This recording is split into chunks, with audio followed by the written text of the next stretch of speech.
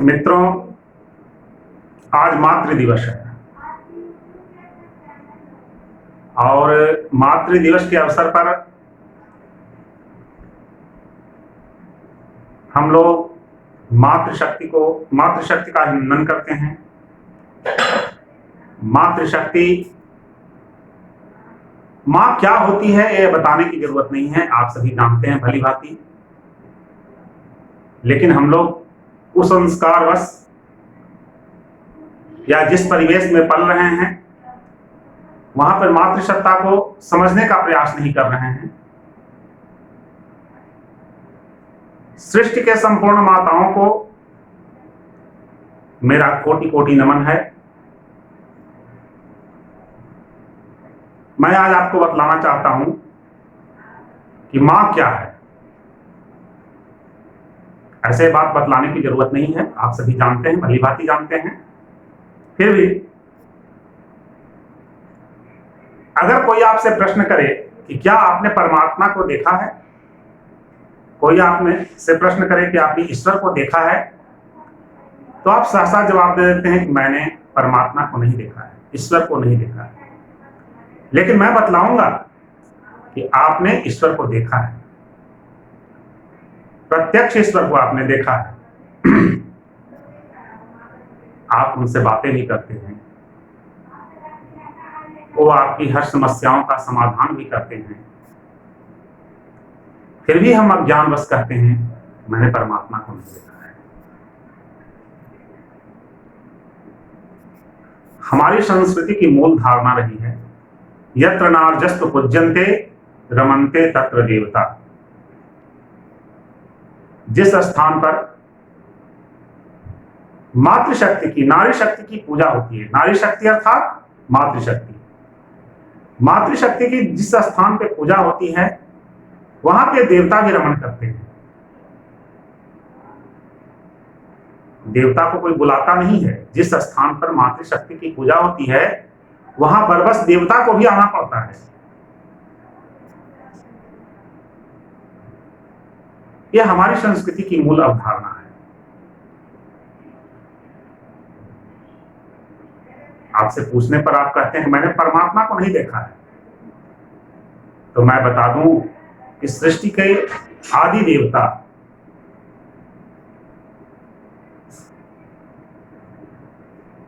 जिसे हम मां कहते हैं, मातृदेवो भव।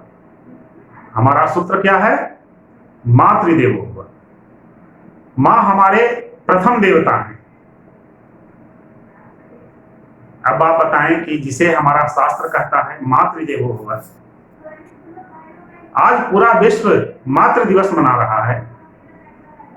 मां पर बड़े बड़े कविताएं लोग लिख रहे हैं, माता पर, उनके संवेदनाओं पर, उनके त्याग पर, उनके बलिदान पर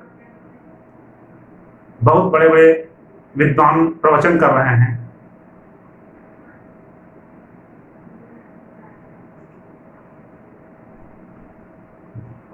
जहां की अवधारणा है मातृदेवो भव, मां हमारी प्रथम देवता है। पितृदेवो भव ये द्वितीय अवधारणा है।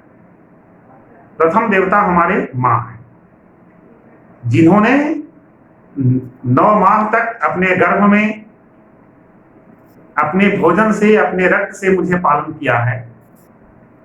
जन्म के पश्चात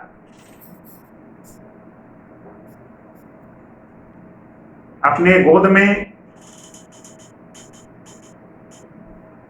संभाल कर रखा है। हमारी हर विपरीत परिस्थितियों में मेरी रक्षा की है।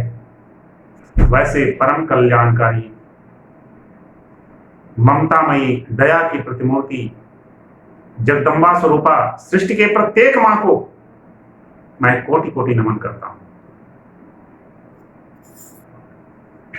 आज सामाजिक विसंगतियों के कारण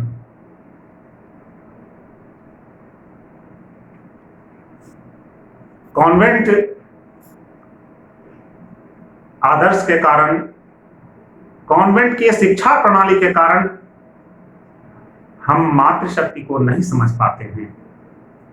भारतीय संस्कार को भूलते चले जा रहे हैं।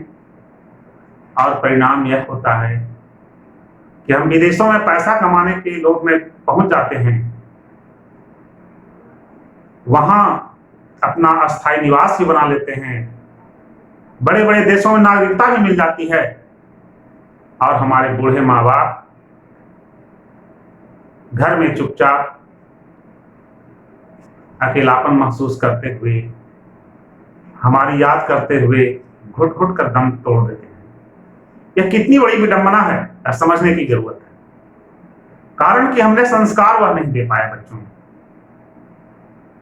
जिस बच्चों को आपने गोद में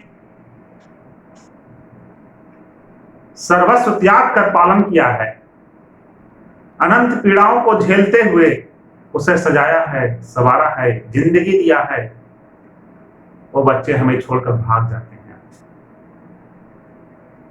और अपनी एकाकी जीवन में पति पत्नी का मात्र 2 परिवार होता है, उन्हें सारे रिश्ते नाते को भूल जाते हैं, विदेश में निवास करने लगते हैं, बड़े आदमी बन जाते हैं। कुल मिलाकर हम यह कहें कि वह संस्कार विहीन हो जाते हैं।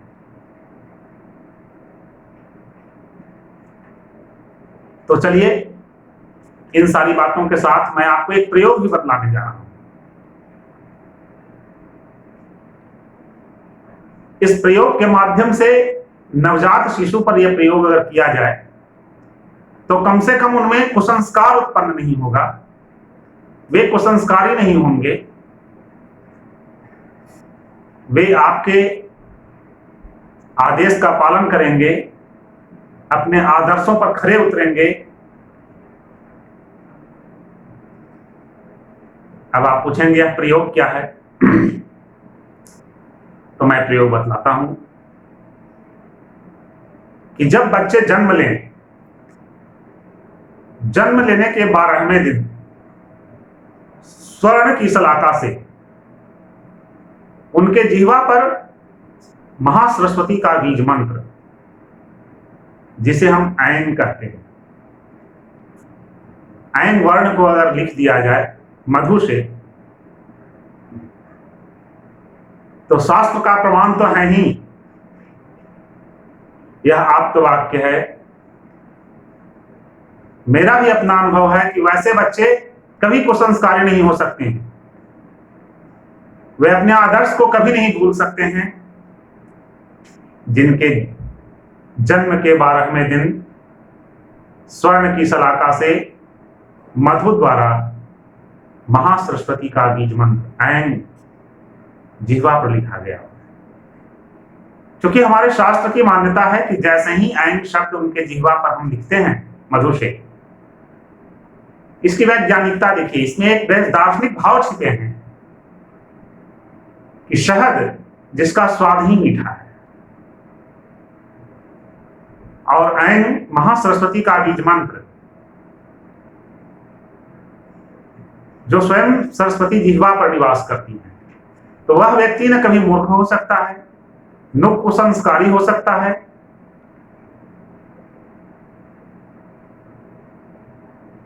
वैसे जातक सर्वगुण संपन्न, अपने परिवार, माता पिता, गांव, शहर, देश में गौरव को प्राप्त करता है, राष्ट्र निर्माण के वे कड़ी बनता है और कुल मिलाकर मातृसत्ता के सम्मान करने वाला होता है। वह हमेशा मातृसत्ता को सम्मान करता है। तो आज मातृ दिवस के अवसर पर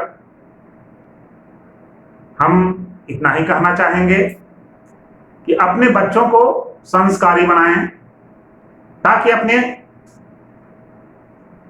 परिवार का ख्याल कर सकें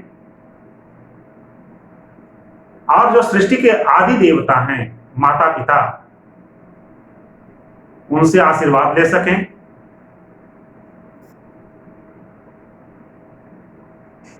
साथ ही जिस बच्चे में माता के सम्मान करने की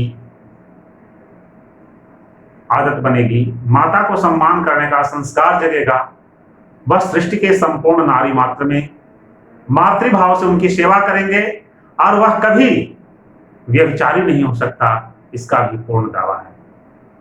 तो चलें, आज बस इतना ही। इसके साथ हम सृष्टि के संपूर्ण मातृसत्ता को कोटि कोटि नमन करते हैं और मातृदेवो भव।